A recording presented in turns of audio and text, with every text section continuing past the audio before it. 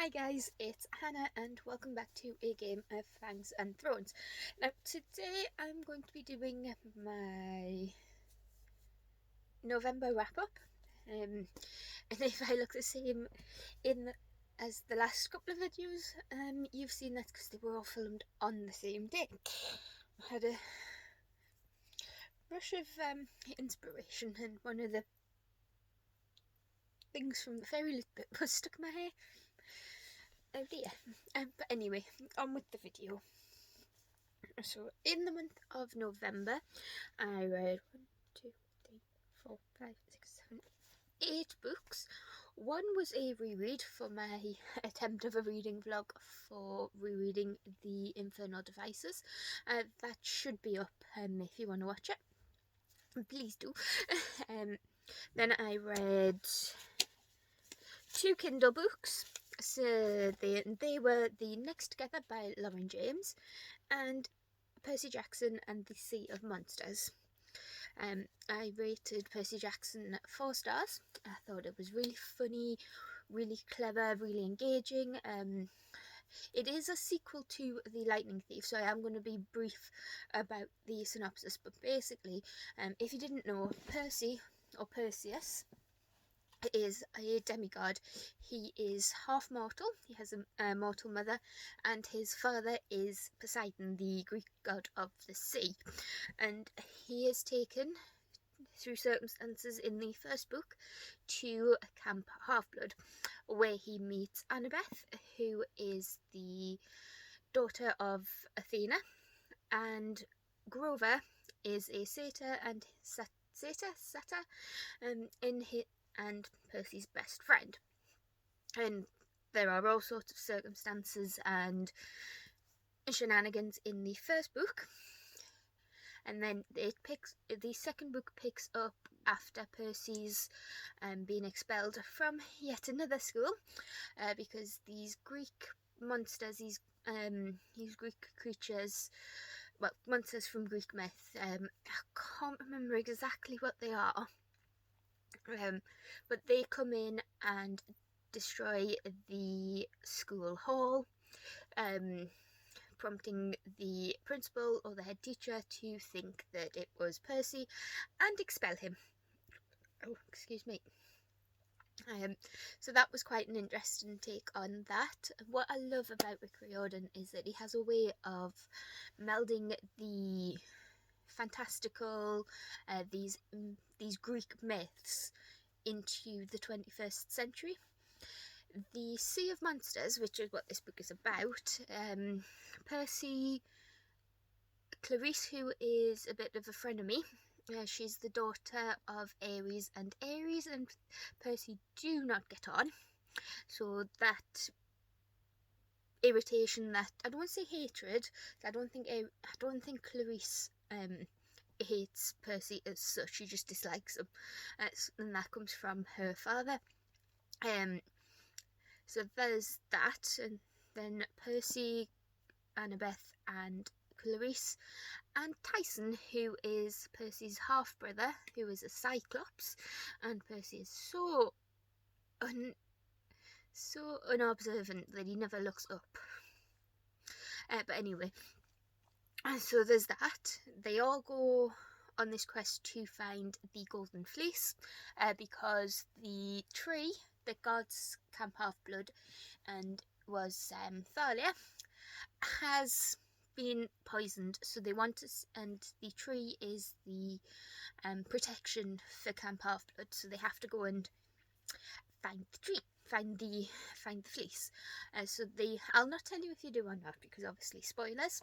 But yeah, I gave it a 4 star. There's nothing wrong with it. I think I'm just the wrong age, because I don't have the nostalgia that people tend to have now. I was more that series that shall not be named right now, rather than Percy Jackson, but I do enjoy it, so I gave it 4 stars. I'm just not might give it 4.5 actually. It's good, there's nothing wrong with it, I'm just not intrigued enough to immediately pick up the third book. And then the Next Together by Lauren James, I gave 4.5 stars as well. This is a bit of a sci-fi romance with a bit of historical fiction thrown in.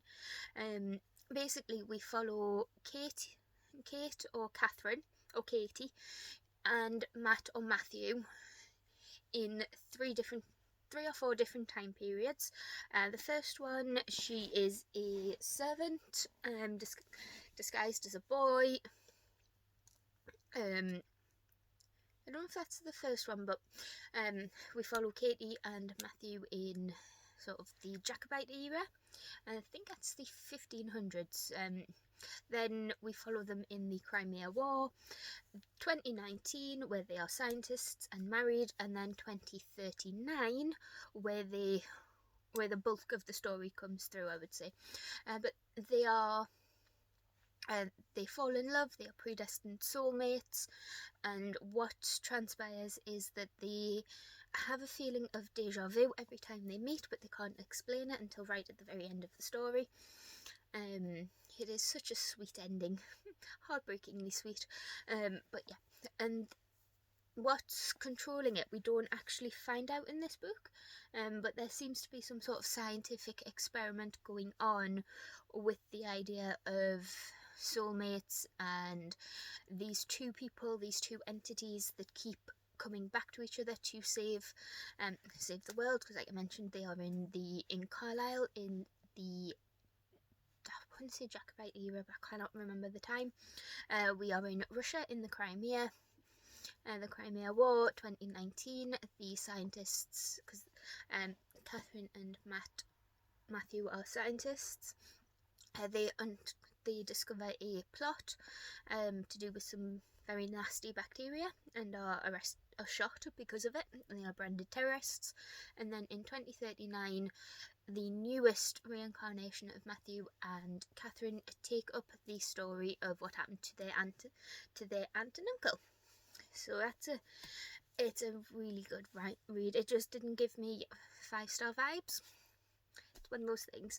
The only 5-star read that I did give was Cinderella is Dead by Kaylin Bayram. This is a retelling of Cinderella by a person of colour, and the main character is unapologetically brilliant. Yeah, okay, she does get a little bit annoying at times, but basically, in this world, Cinderella was real, and it's been 200 years since she first attended the ball, and and since then, the ladies of the country, the girls of the country, have to attend a ball on their 18th birthday. They technically get 3 attempts, but if you're not chosen by the second, you are sort of cast off. If you don't get any by the third, that's it, you got disappeared, nobody hears from you again. But I didn't know what to expect from this one, because admittedly Cinderella isn't my favourite fairy tale, but this one, so good. There's so much I could talk about this book. First, I know there are issues with this book. I mean, there's a message that Sophia is trying to push her girlfriend Erin into coming out, but Erin doesn't feel safe doing that, so just be aware going in if that's something that's a little bit sensitive to yourself. Myself, it doesn't bother me. I'm of the opinion that as long as it doesn't hurt anybody or you're not hurting yourself, who cares? That goes for gender, sexuality, clothes, you name it. As long as you're not hurting anybody or hurting yourself, I don't care. Well, I'd like to get to know you, but I don't care how you look, what you identify, who you like, anything of that nature. Not bothered. I'd rather get to know you as a person. But anyway, I'm rambling. So in this, obviously, try again. In this book, we follow Sophia, who is due to go on go to her first ball, but she doesn't want to. She'd rather stay with Erin. Erin annoys me so much, and I think it's just because we're seeing it through Sophia's eyes, and Sophia is very proud of who she is. She doesn't see why she has to hide. She is a really strong character. Yeah, I'm going to stop before I end up gushing about this book and giving spoilers, but it does get dark. It does get very, very dark, and I did get to the end of the book and want more, but the ending does, looking back on it, the ending does feel a bit rushed, but it's still a debut book, so you've got to take it with, I think it's a debut, so you've got to take it with a pinch of salt, and there is scope to have more from this world, because there are mentions of Snow White, and other fairy tales that were written in this book, so yep. And then a book that I am slightly disappointed at was Spinning Silver by Naomi Novik. I gave this a 3.5. It was a slog. I don't know if it was the writing or what. It was okay. I mean, I liked the story. Miriam is the moneylender's daughter. She's Jewish, which I did like. I did like the nod to that, and then the stereotypes and prejudices that those of the Jewish faith do face. I did like that. But then we also follow Irina, who is the daughter of a Tsar. Her father wished to wed her to the Tsar, and the Tsar has his own secrets. And then we also follow, it's not mentioned in the synopsis, but we also follow another girl,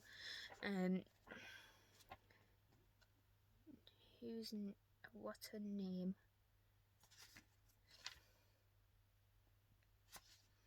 But we follow Wanda. We follow Wanda as well. So, and I mean, the story sounds brilliant. The premise sounded amazing. It's a bit of a Russian Slavic twist on Rumpelstiltskin. Miriam is the village, as mentioned, she's the daughter of the village moneylender, but her father is too kind-hearted, too soft to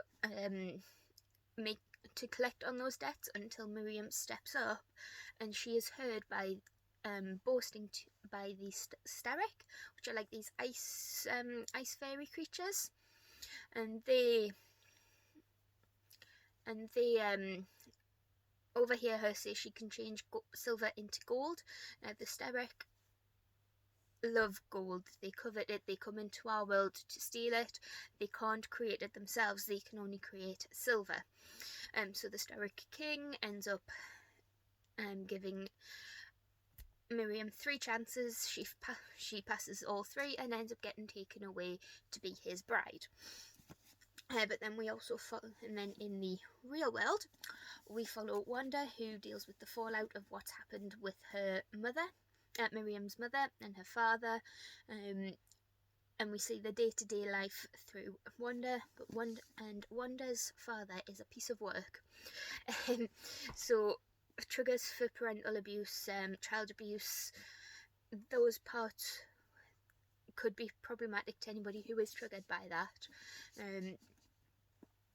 So there's that, and then obviously we follow Irina, who again doesn't have a very good family life. Her father is cold, calculating and manipulative, but Wanda and Miriam's paths cross when Miriam takes on Wanda as a sort of servant in the house to help pay off her father's debts.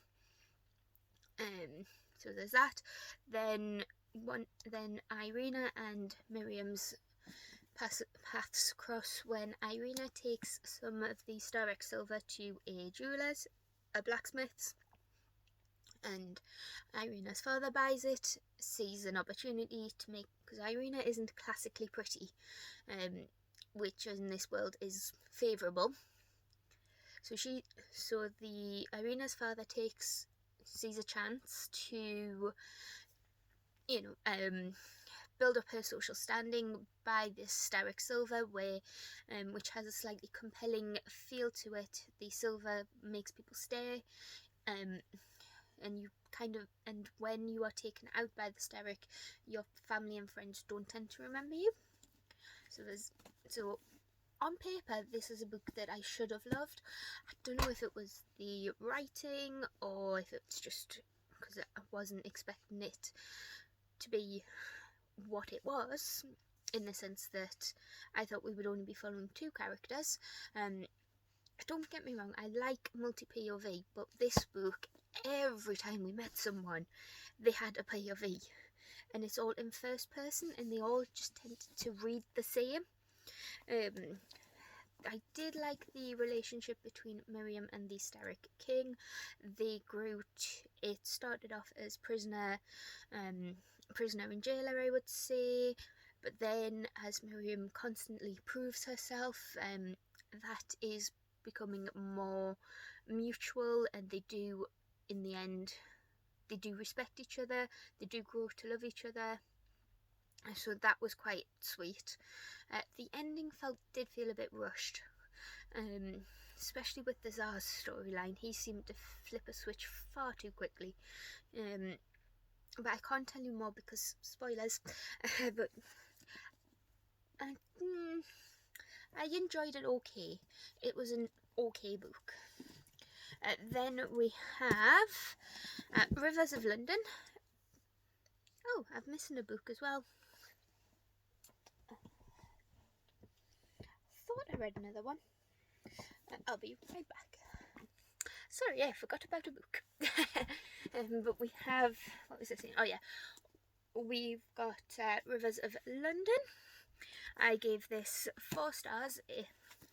With this one, I know it's not going to be to everybody's taste because it is quite funny, and the bad guy in this gave me nightmares because it was clown. Ugh, don't like clowns.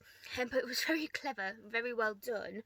But basically, this is a magical realism book set in modern day London, where our protagonist Peter, he is a biracial. I think he's biracial. He's definitely a person of colour. We are following him. It's told in his perspective, and there's one instance of a male gaze that I picked up on because it was quite blatant.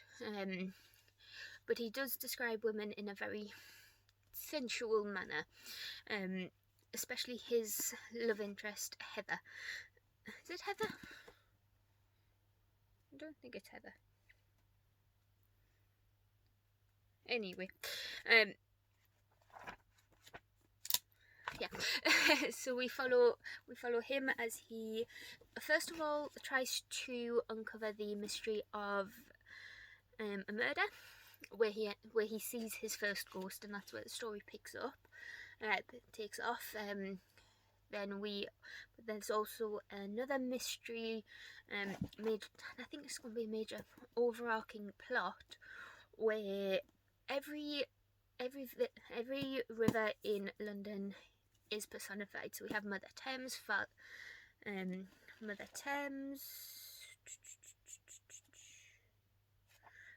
Father, there's in the Old Man River as well.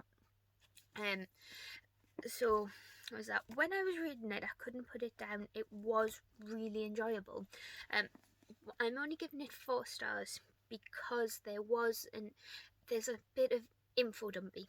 It's very history heavy, which I get because Peter likes his history, and it is told, and it isn't just this building was built in such and such, this was this site. It's told in Peter's perspective, in his unique manner and voice. It just dragged me out of the story a little bit, and I did get a little bit confused. With the reveal of who the murderer is, but I do think I'll be picking up the rest of the books in the series eventually. The next one's in my, I think it's Moon Over Soho, but it's in the next one is in the little TBR part. So yeah, Then we have the book I nearly forgot about, which was Starsight, and this one got a 4.5. If you didn't know, this is the sequel to Skyward. And again, as this is a sequel, I try not to go too much into it. And I've already been talking for 20 minutes. And we're nearly done. But yeah, we have Starsight, which is a sequel to Skyward. This book pretty much picks up a couple of months after the end of Skyward, spent through incidents which I can't really talk about because spoilers for the last book. Spencer and Embot managed to leave Detrius, their home planet. They managed to leave it, and then we are thrust into more of a training school aspect, which I did enjoy. We learn more about the creatures, the other inhabitants of space, more about the eyes that do pop up and are explored further in the first book. So we do learn more about them. We learn more about the Krell, who are keeping the humans prisoner. They are the ones attacking the home planet. Again, we learn more about that. We see it's very clever, this book, because it blurs the lines between good and bad, fighter, rebel, good guy, bad guy sort of thing. And we see, with it being quite a militarised world, militarised society, we see the other side of it, the civilian side of it. There was non-binary rep as well. One of our characters, without trying to give too much away, one of our characters is neither male nor female. They are both, because the way that their species procreates is very clever. There are two individuals and they sort of merge, and what comes out of it is a version of what their offspring could be. That offspring gets to live for 6 months. So that was very clever, very interesting to read about, especially from Spencer's point of view. And Spencer doesn't know anything outside of her own home planet, which you would expect. So I gave that one 4.5. Sci-fi has to be really... There's something about sci-fi where it has to... It's not my genre, put it that way. I'm fantasy through and through. I like my sci-fi to blur the lines between fantasy and sci-fi, but this one was really good. I will continue with the series when it comes out, so I'm all up to date, yay. Then we have this beast. We have the Luminaries. I gave this 4 stars. Again, I can't tell you much because it is a mystery and I don't want to spoil anything, but we follow Walter, who is a bit of an Walter Moody, who is a bit of an unreliable narrator himself. He's hiding secrets, and it's set in New Zealand in the time of the goldfields, so everybody's a little bit lawless. You know, it's a city it's a city township that tends to rule itself. We do have mentions. There are 2 major trigger warnings that I picked up on.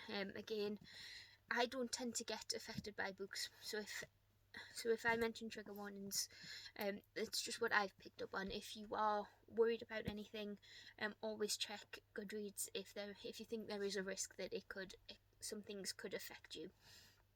But anyway, there is a trigger warning for drug use, possibly drug misuse, because one of our main characters, Anna, is a opium eater. She's a bit of a drug addict, and she is a member of the old profession.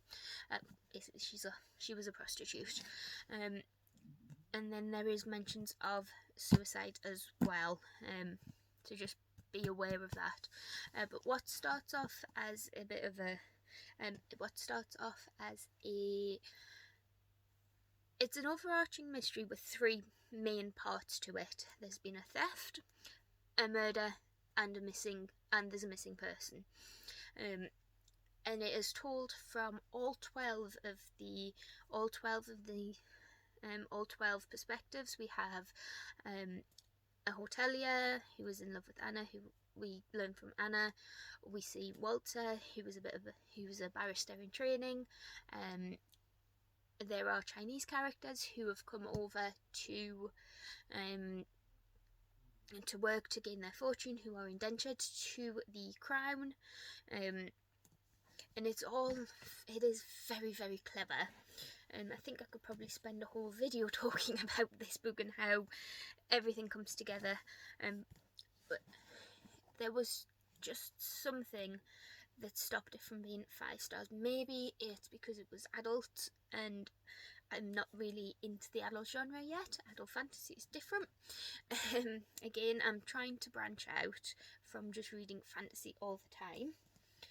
But it is good. It is worth it. I don't want to say it's a struggle, because it's not. It's just very long, and it does get complicated, because you never know who's telling the truth, who's leaving things out, and because it jumps, and it does jump in time quite a bit, because obviously we have these men telling their own version of a story, of one instant, the things leading up to it, the things after it, and there are crossovers, which mean that certain things are true, certain things have been corroborated, but then there's other little things that a certain character will pick up on, or say, whereas someone else has said something different. And it is a very clever book, and I do like the ending. It's so sweet, and the ending just very open-ended, but I think that's the point. And then very quickly, I do want to talk about A Curse So Dark and Lonely by Bridget Camera. If you've seen my TBR video, you'll know that I'm halfway through this book and I plan to finish it in December. So I'm trying not to give spoilers, but this is a Beauty and the Beast retelling where our main character Ren is 18 and he's been cursed by Lilith to repeat his 18th summer where in the castle, whereas in the overall world of Emberfall the life goes on as normal. And then we have Harper, who is our Belle character, and Harper is not a wallflower. She's sassy, she's slightly sarcastic, and she is stubborn as hell. Her stubbornness may come from the fact that she does have cerebral palsy and she's used to people underestimating her and that nature. Now, I don't have cerebral palsy, so I can't comment on the accuracy of that, but I do have a coordination developmental disorder called dyspraxia, which I do talk about in the TBR. So from that point of view, as I'm going to say coordinationally challenged individual, I do understand what it is to feel underestimated, to feel that people are pushing their help on you even though you don't necessarily want it, and navigating that with a body that doesn't always want to do what you want it to do. So yeah, and it is looking to be maybe a 4 or a 5 star depending on how the rest of it goes. So hopefully we'll be talking about this one in December as well. So let me know what you think of these books. Have you read any of them? Do you agree? Do you disagree? And I'll talk to you in the comments below.